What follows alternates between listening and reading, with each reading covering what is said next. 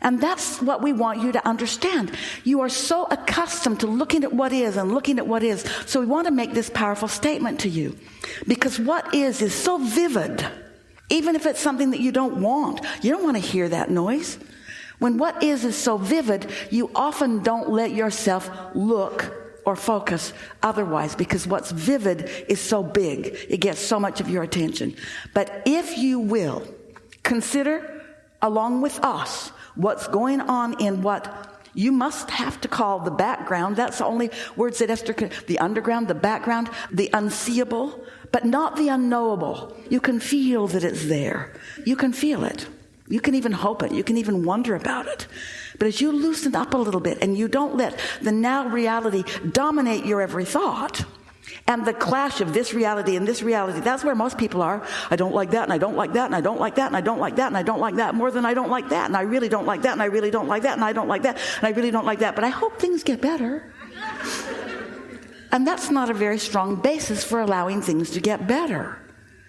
And so then, Esther remembered, after this wonderful creation happened for her, it's like her heart is singing as loud as it ever sung. She can feel the power of what she really wanted and how it was in the process of coming to be for her, even though there was still static in her ear, static in her ear, static in her ear. She could feel that something else was going on. If you remembered, years ago, it was one of the first stories that we ever told you all that would be something that would be a wonderful way for you to create something different than what you are usually creating. And Esther saw just a piece of a movie. She didn't even know what the name of it was at the time. Turned out the movie is Delirious. It's an old movie, John Candy. And he is a screenplay writer or a soap opera writer. And he got this typewriter. We are really making this a short story, and it may not be completely accurate, but mostly is. He got a typewriter that turned out to be sort of magical. And as he would write the screenplay for these actors that he was writing for, whatever he wrote started happening in his life. And we explained at the time, that's really what happens for you if you will let it. If you will write the story that you want rather than the story that you are living. And you will do it with a light enough touch that you don't challenge yourself constantly. In other words, this man had a very light touch because he was writing for something that he thought was fiction. So he wasn't challenging it with his beliefs. He was just writing it the way he wanted. And so the main character had wonderful things happen. And everything that he wrote for these characters began happening to him. So much so that he really wrote good stuff for all of those characters. We know this sounds fictional and it sounds silly. But it is a way for you to understand that you get what you think about whether you want it or not. And if you are facing reality all of the time, then you don't let your reality move very far from what it is. It's different faces and different places, but it's basically the same old thing keeps happening to you. Where once you understand that every time you stand in this glorious contrast and you see something unwanted, sometimes it's a little unwanted and sometimes it's outrageously unwanted. When you see that, it raises that end of the vibrational stick, and on the other end is the equivalent opposite. With the intensity, it's like a known quantity. Like you don't have to explain what love feels like when you're in the middle of hate. Because you can feel.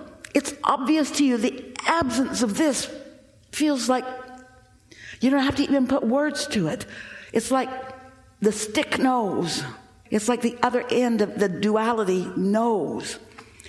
And your inner being is always immediately on the end of the stick. When you know what you don't want, your inner being knows more clearly than ever before what you do want, and gives undivided, unequivocal, non-contradicted, pure, positive attention to what you want. And that's why you've got static in your head. Because you said, I want it, and your inner being took you at your word, and your inner being that is the dominant part of you focuses only on that, and when you don't, you make static. And if you keep it up, it sounds louder and louder, and if you keep it up, then it becomes physical discomfort or whatever it is. That's all that it is. And so we know we're asking you to take a little trip from your normal reality. Not be an observer of reality, but be a creator of it. Be a decider of it, like you were born to be, like you are all the time. Be a decider of it, and then be a sensor. Let your inner being call you to it, because it's attraction. It's attraction, attraction, attraction. It's attraction, attraction, attraction. It's attraction, it's attraction, it's attraction. It's attraction. You know, when you get a great idea, when an idea occurs to you, where do you think it came from? It came from your vortex. And you say, oh, I just got the best idea. Where do you think it came from? You were ripe and ready. You were close to the reception of it. And it got big enough and you got near enough that you heard it, you felt it, you knew it.